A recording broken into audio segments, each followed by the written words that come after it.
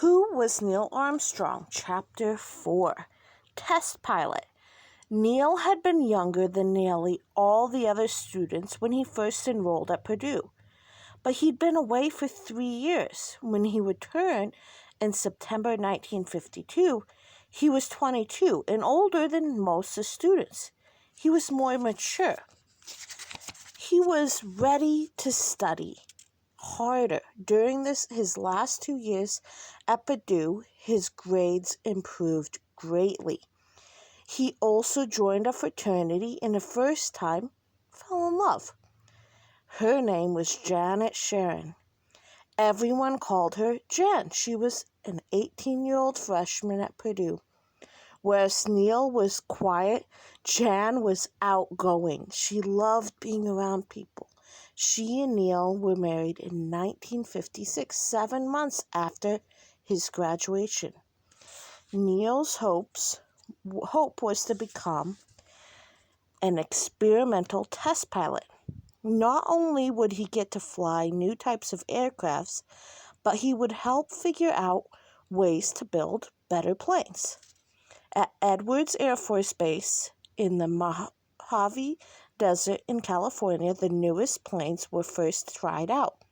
Naturally, Neil wanted to work there, so he and Jan moved to California.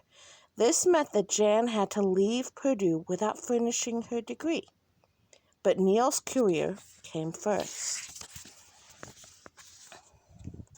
At Edwards Air Force Base, one of the planes Neil flew was called the X-15. It was rocket-propelled. Instead of taking off from an airstrip, it had to be launched from another plane already in flight.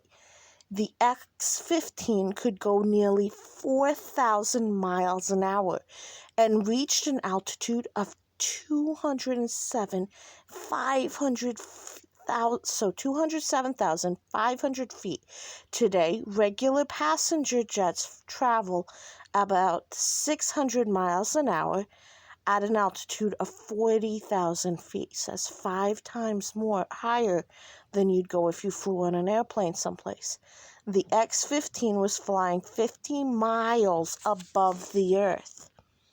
That altitude is considered the start of outer space. So flying the X-15 was an early test for flying into space. Neil said, "We were using airplanes as tools to gather all kinds of information. Just as an astronomer uses a telescope as a tool, we didn't fly often, but when we did, it was unbelievably exciting." Even when Neil was on the ground, he lived high up in the San Gabriel Mountains. He and Jan bought a little cabin far from town. It didn't even have hot water. Sometimes Neil would fly in a small plane, and Jan would wave out the window. Jan was an expert swimmer, taught life-saving classes to children. She and Neil also wanted to have a family of their own. In 1957, their first child, Eric, was born. His parents called him Rick. 2 years later, in 1959, the Armstrongs had a little girl. Her name was Karen, but Neil gave her a nickname too. It was Muffy. Neil was especially close to his little daughter, who was a sweet and happy child. Then in the summer of 1961, 2-year-old Muffy fell ill and hit her head on a sidewalk. It wasn't a bad accident, yet afterwards her eyes became crossed. She started to run fevers. She tripped all the time. Her parents took her to doctors right away. The news was terrible. Muffy had cancer. There was a tumor inside of her brain. Today, there are many medicines to treat cancer. Unfortunately, many of them were not discovered until after Muffy became sick. Doctors did everything they could to make her well.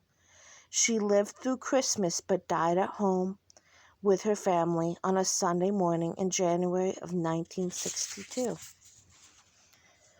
People who knew the Armstrongs said they seemed to age overnight. How could something so terrible have happened?